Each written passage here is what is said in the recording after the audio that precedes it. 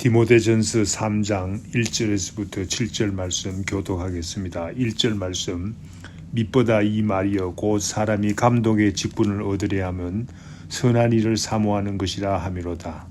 그러므로 감독은 책망할 것이 없으며 한 아내의 남편이 되며 절제하며 신중하며 단정하며 나그네를 대접하며 가르치기를 잘하며 술을 즐기지 아니하며 구타하지 아니하며 오직 관용하며 다투지 아니하며 돈을 사랑하지 아니하며 자기 집을 잘 다스려 자녀들로 모든 공손함으로 복종하게 하는 자라야 할지며 사람이 자기 집을 다스릴 줄 알지 못하면 어찌 하나님의 교회를 돌보리요.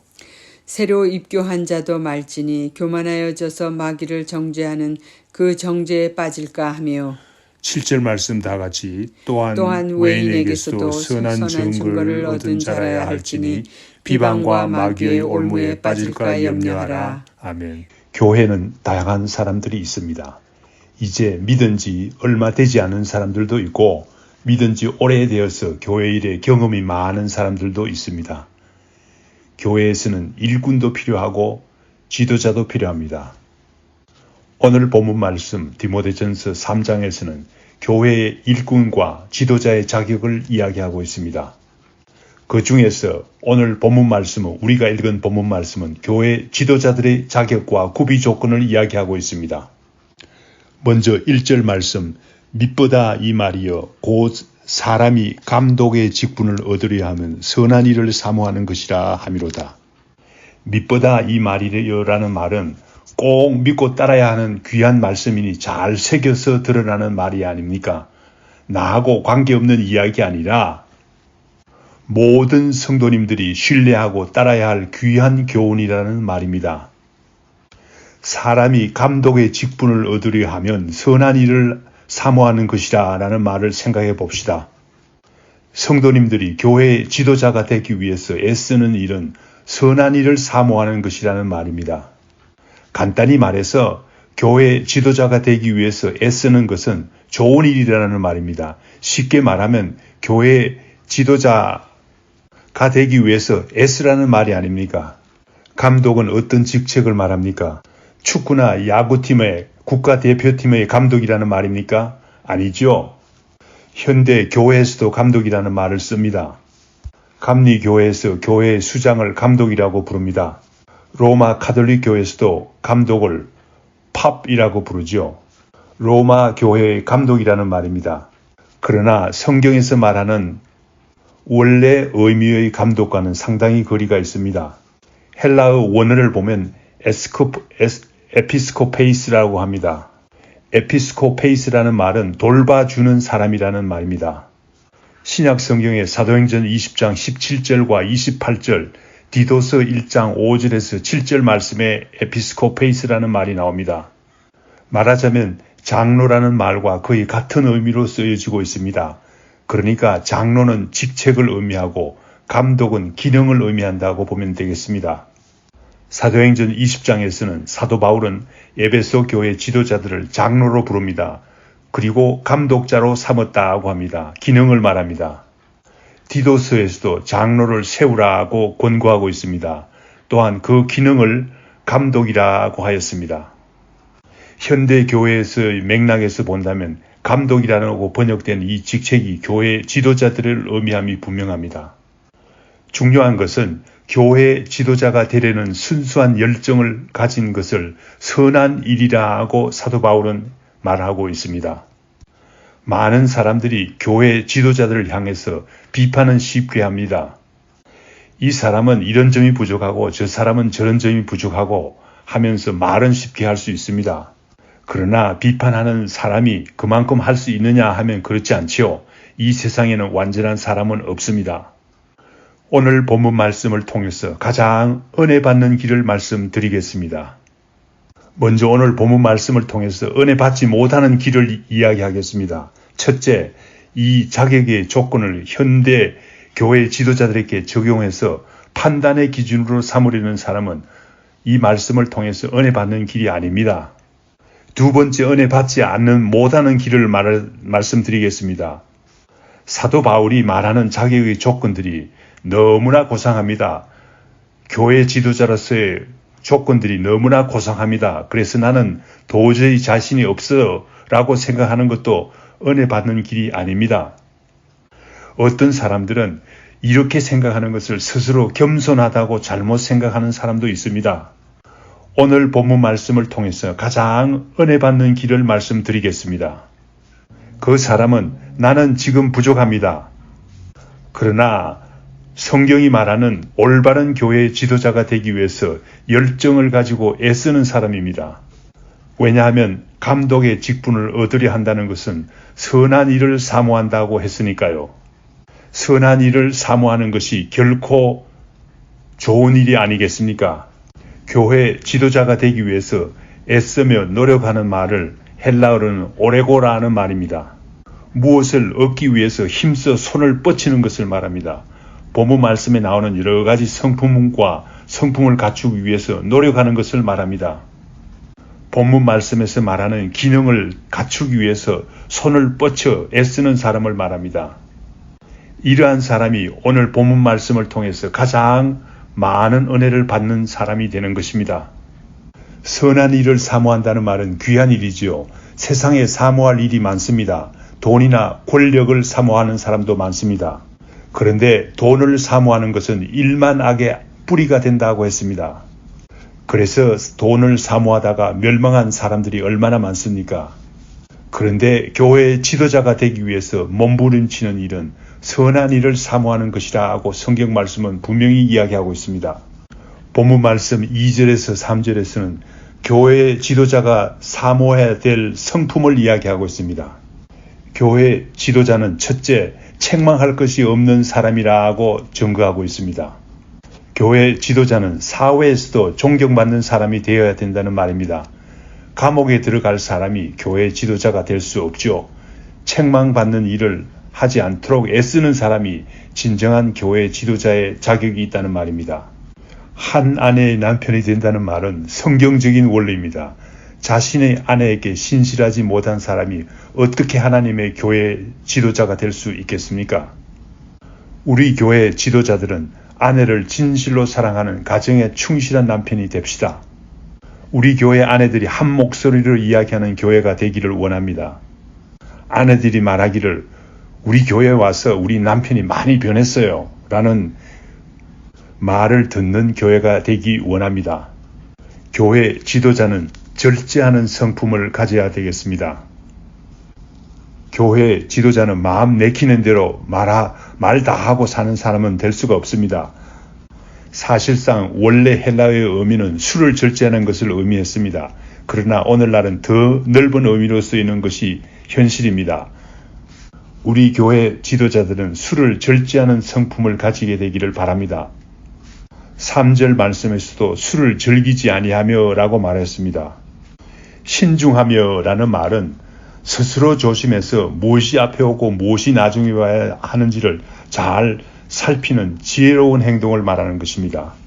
교회 지도자는 주님의 몸된 교회의 유익을 위해서 무엇이 앞서고 무엇이 뒤에 오는지를 조심스럽게 살피는 사람입니다. 교회의 유익을 위해서 생각하고 또 생각하는 사람들입니다. 단정하며 라는 말은 여성들에게만 쓸 수 있는 말은 아니죠. 질서 있게 자기 모습을 갖추는 것을 의미합니다. 교회 지도자는 자신의 모습을 단정하게 가꿀 줄 아는 사람이라야 되겠습니다.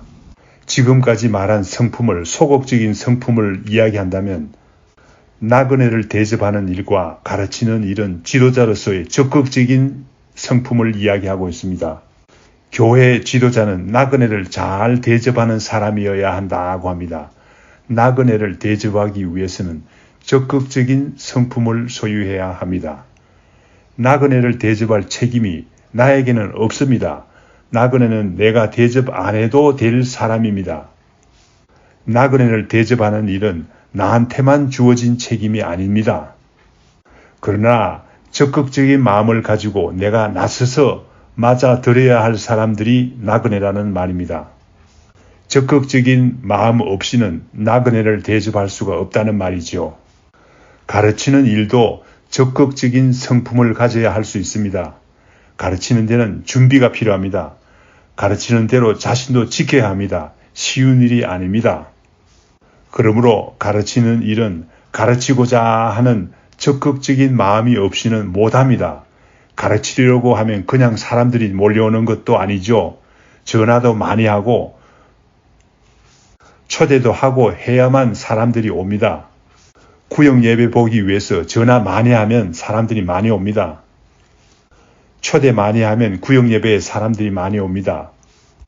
이와 같이 적극적인 성품을 가진 사람이라야만 교회의 지도자가 될 수 있다는 말입니다. 술을 즐기는 일과 구타하는 일을 폭력의 행동으로 생각해 보았습니다. 술 마시면 폭력을 휘두르기 마련입니다. 왜 그렇습니까? 술에 취하면 원시적인 자신의 모습이 드러나기 때문입니다. 사람의 본능은 폭력적이고 이기적입니다. 술에 취하면 구타하게 되고 폭력적이 됩니다. 그러나 교회 지도자는 어떤 성품을 가져야 되겠습니까? 폭력적이 아니라 희생적이어야 되겠습니다. 관용을 베푼다는 말은 자신이 좀 손해보는 것을 말합니다. 희생하는 것을 말합니다. 자신이 좀 희생하고 말면 다툴 일이 없어요. 돈을 사랑치 않는다는 말은 돈이 필요하지 않는 사람이 되라는 말이 아닙니다. 돈을 사랑하지 않는다는 말은 돈을 추구하는 일보다 더 중요한 것이 있다는 말입니다. 그 사람에게는 돈보다 더 중요한 것이 있다는 말입니다. 교회를 사랑하는 일이 돈을 추구하는 것보다 더 중요한 일이 된다는 말입니다. 이러한 사람이 교회의 지도자가 될 수 있다는 말입니다. 본문 말씀 4절에서부터 5절 말씀에서는 교회의 지도자는 가정을 잘 다스려야 한다고 말하고 있습니다. 교회 지도자는 자기 집을 잘 다스려서 자녀들이 공손함으로 복종하게 하는 자라야 한다고 합니다. 자녀들이 공손하고 복종하는 것이 얼마나 어려운 일입니까?